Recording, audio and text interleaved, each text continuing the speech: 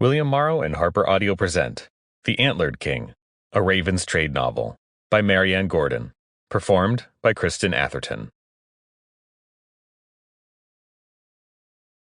Chapter 1. Hellevir stood on the balcony, looking out over the palace gardens. It was night, but a sea of lanterns lit the bushes and trees, a mottled patchwork of latticed darkness and yellow light. Out on the canal, the waters were gently creased by the prows of boats, and from their decks the soft ripple of music could be heard, interrupted by the chime of glasses and the high notes of voices, the trill of laughter. "Don't let all the bugs in," came a voice behind Hellevir. She turned towards Sullivain, who sat reading by the fire, the wisps of her pale hair glowing in the firelight like burning wool. Hellevir obligingly came back into the room and closed the door, slipping the latch into place. She sat opposite Sullivain and picked up her book from the table, but didn't open it.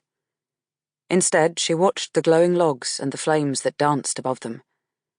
The princess regarded her over the pages of her own book, and then lowered it with a sigh.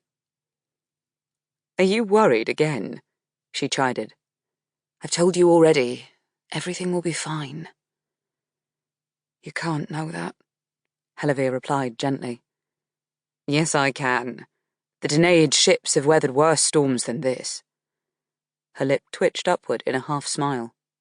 "Besides, I know it's true, because I can see the future." Hellevir couldn't stop her own smile from growing. "Is that so?" she asked playfully.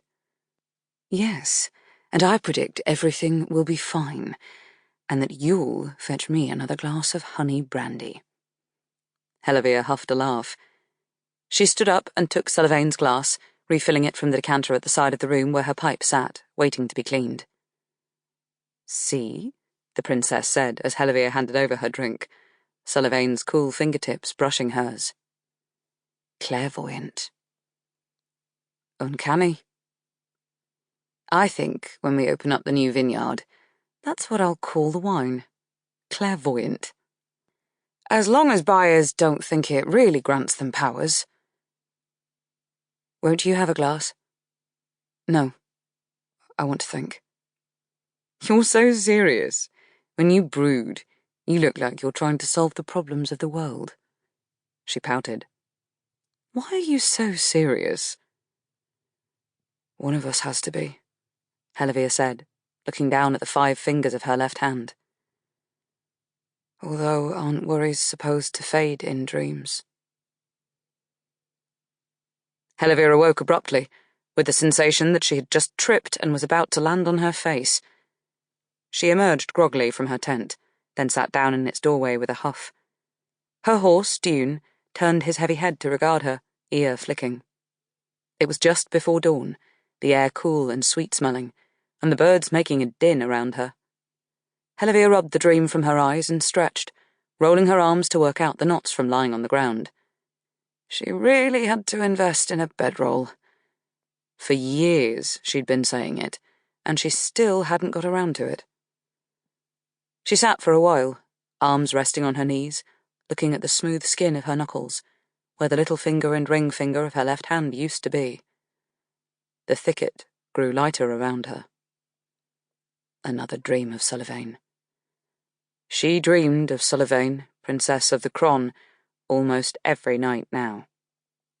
The dreams had become such a regular thing, so normal, that when Hellevir lay down to sleep she found herself expecting to see Sullivain, in her study drawing something in charcoal, reclined in a boat, with a bowl of strawberries at her elbow, sat by the edge of a canal, sharpening her blade with a whetstone. A loud caw distracted her, and a heavy black raven landed on the saddle, propped up against a tree. She smiled and gave his neck a scratch. "Good night's sleep?" Hellevir asked, leaning into her hand. "Yes. No." Hellevir frowned. "I had another dream of Sullivain." The raven cocked his head to the side. "That's not new." "No. But this time I knew I was dreaming. I woke up because of it." She got to her feet stiffly, leaning heavily on the tree trunk. "It felt so real." Sample complete. Ready to continue?